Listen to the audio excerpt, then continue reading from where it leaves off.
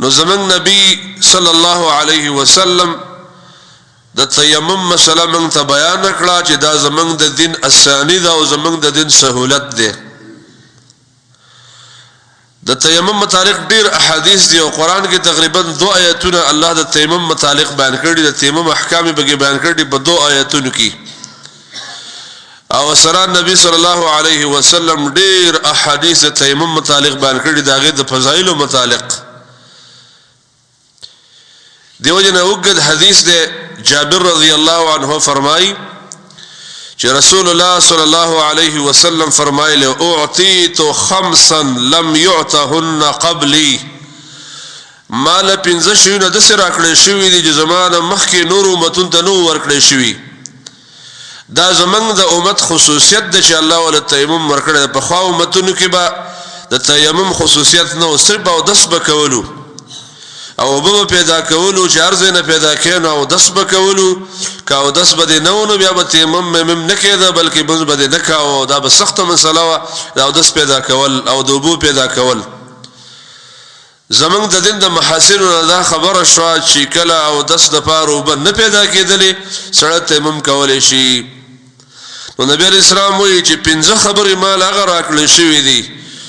چې دا په خواو متون د نو ورکړې شوې. یو نصرت بالرعب مسيره شهر، الله مال الرعب او دبدبه را کړې ده. د محمد رسول الله رعب او د الله د نبی چې کوم دبدبه وا داغه چې کوم وقار د کافرو بړه کې داغه کوم hebat دا د الله د نبی خصوصیت او چې یو میاش مزلبه د کافرو وطن ته او دغه علاقه ته پاتیو. نبی رسول په د دې ځای چې حرکت کاوه د مدینه طیبه نه، نو کافر به په یو میاش مزل لري یریدا او کافرانو بلته تسلیم شو، الته برابر شو، ول به تمرازه بس موږ تیار یو ته جزیه غواړي او کټیک سر شي غواړي موږ درکو ورا پسې را نشي. دا خبره الله د خپل نبی په چهره کې اچولې و او دا د نبی شم په دعوت کې دا اثر او دغه په دعوت کې دا رعب او دا خصوصیت د نور پیغمبرانو نو، دا صرف د محمد رسول الله صلی الله علیه وسلم خصوصیت او ډیر بهترین خصوصیت الله زمنګ نبی لور کړی ده. نصرت بالرعب. او دیمه خبره چې زمنګ د نبی خصوصیت دا غدا ده وجعلت لي الارض مسجدا وطهورا، او دا ټول زمکه زما د پاره زید جمعات ده او د سجده ده وطهورا نو زید پاکی ده چې په ارزه کې ز تیمم کوم په زمکه باندې نو د تیمم وهل شم.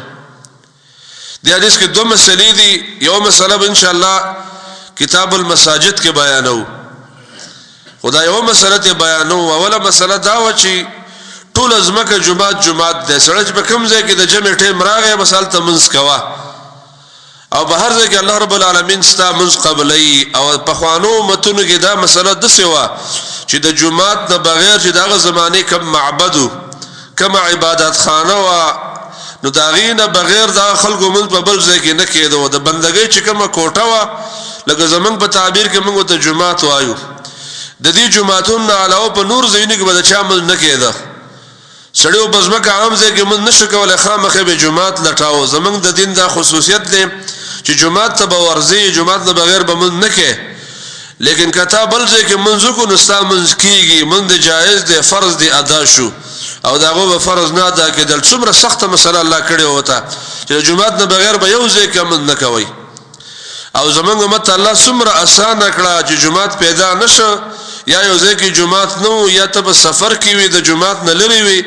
نو په خړ کې مسړه منځ کولای شي، په کمره منځ کولای شي، په دیره کې کولای شي، په پولم کولای شي، ساده بار دا جایز ده.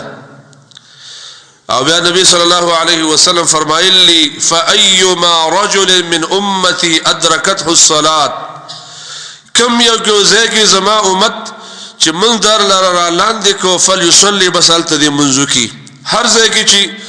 من دا سړی را لاندې کو دې سړی دا منځ را لاندې کو بسالته به منځ کې چې منځ په د باندې راغې دا به ځای کې منځ کوي.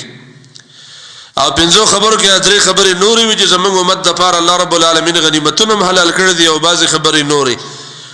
خدا امت کې دا خصوصیت الله چولې ده چې تیمم زموږ د امت په خصوصیاتو کې ده چې الله دې امت له تیمم ورکړی ده او مخکینو امتونو له الله تیمم نو ورکړی.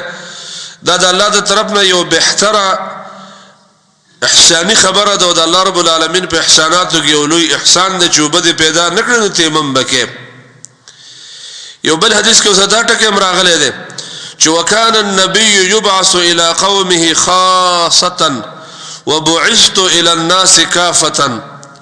په خواني چې کوم پیغمبرانو نو هر پیغمبر به د خپل کلی پیغمبرو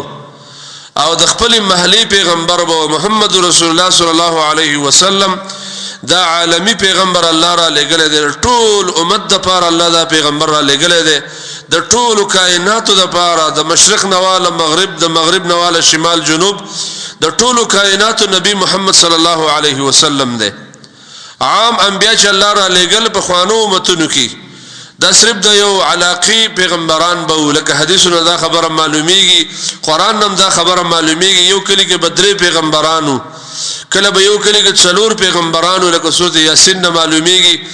چې دو پیغمبران الله یو ځای را لېږلي فکذبوهما خلق دا غي تکذیب وکړو فعززنا بثالث الله دریم پیغمبر مراولېګه کلی ته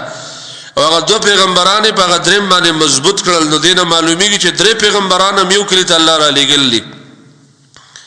بل صحیح روایتونه معلومیږي عبد الله بن مسعود رضی الله عنه فرمای بن اسرائیل په یو مازیګر کې 300 پیغمبران وجلی یو مازیګر کې 300 پیغمبران قتل کړي او ماخامي خپل بازار ولګاو او سبزیان ځان له خرڅولي الو ټماټر ماخام کې خرڅول او 300 پیغمبران په یو ورځ باندې په یو علاقه کې وجلی نو د دې روایتونه معلومیږي دا روایت ابن کثیر کې دی دا روایت ابو داود کې دی په عامو کتابونو د حدیثو کې دی دین معلومیږي په خواني پیغمبران الله به یو کل ته ډیر را لګل درو څلورو پنځو لسو شل کسان دا به یو محله کې په یو علاقه کې دعوت کاو او محمد رسول الله هغه شخصیت دی چې الله ټول عالم ته راولېګو یا ایها الناس انی رسول الله الیکم جميعا اے خلقو زه ټول خلقو رسول یم او قران کې الله دا دعوتونه یا ایها الناس اعبدوا یا ایها الناس اتقوا په دې ټولو دعوتونو کې اشاره نبی سم عالمي رسول دی عالمگیر پیغمبر د ټولو دنیا پیغمبر د شرق او د غرب پیغمبر د شمال او د جنوب پیغمبر د تور او د سپین پیغمبر د عرب او د عجم پیغمبر د محمد صلی الله علیه وسلم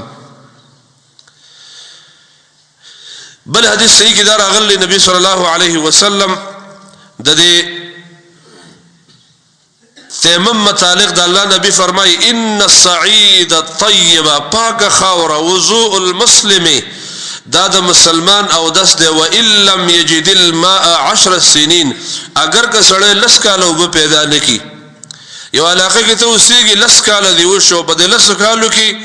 دومره وب ته ملاويږي سب د سکل وب ته ملاويږي او نور وب نه پیدا کېږي نو لس کاله سړی تیمم واله شي دا لس کاله اسی ویل حدیث کې که 50 کاله یو سړی په ځای کې پاتې کېږي او ګټو به سره نه صرف د سکلو به سره او نور د وبو تنظیم دا او د سو د غسل تنظیم سره نه هم دا سړی تیمم واله شي د حدیث کې راغلی فاذا وجد الماء کله چوبد پیدا کړی فليمسه بشرته دا سړی خپل سرمن بیا لمدکی فان ذلك خير دا وب استعمال ول چې کوم دا غوړه دي د تیممنا نو په دې حدیث کې دا مسله معلومه شاده دوه روایتونه بسی ابو داود کې دي دنه معلومیږي چې لس کاله شل کاله 50 کاله شپېته او یا کاله یو سړی په یو ملک اوسېږي الته د وبو درک نه لګيږي نو دا سړی تیمم وهله شو د لپاره تیمم بالکل جایز دی او مشروع دی په دې کې څه مانعات نشته دي کې د عوامو په فکر باندې رد شي عوامو یو ورځ نیم بسړی تیمم بیا به وبسړی لټي لټول په خپل ځای جوبه پیدا کېدی ممکن وي نو ځان به ترسه او بو تراوړې به لیکن نو به یو ځکه نه ملاويږي ته د ځکه پاتې کېږي چلته صرف یو ګیلاس صبح ملاويږي سحر کې ته صرف وس کې یا ماخام کې یو ګیلاس صبح ملاويږي مثال په تور باندې او نور وبنه ملاويدلې نو بیا سره تیمم کول شي یا علماء د لپاره دا صورت ویل دي چې یو ځکه وب ملاويږي خو ګرانه ملاويږي یو ګیلاس صبح ته به 1000 روپے باندې ملاويږي تعالی الله دغه استطاعت نه کړې پیسې د سره نشته نو بیا هم په اسلام کې ساده لپاره دا جایز دی چې سړی به تیمم کوي دا اسلامي اسانیان دي دغه شان یو ځکه ته وب ملاويږي خو وب په دې ځکه چې دا غیر نه راخستل ګران دي او د سفر حال له او تاسو را دي وسایل نشه چاغه وبسړه د یو ارټ نه یا د کوی نه راوبه سي او دا غي وسایل تاسو را نشته نو په شریعت مطهره کې د دې سره د پارم جایز دی چې سره تیمم کې دا غي د پارم تیمم کول جایز دي دا د تیمم هغه مقدمه ما بیان کړه چې دا د تیمم اهمیت چې دا په قران کې ذکر دی او په حدیثو د رسول الله صلی الله علیه وسلم کې تیمم ذکر دی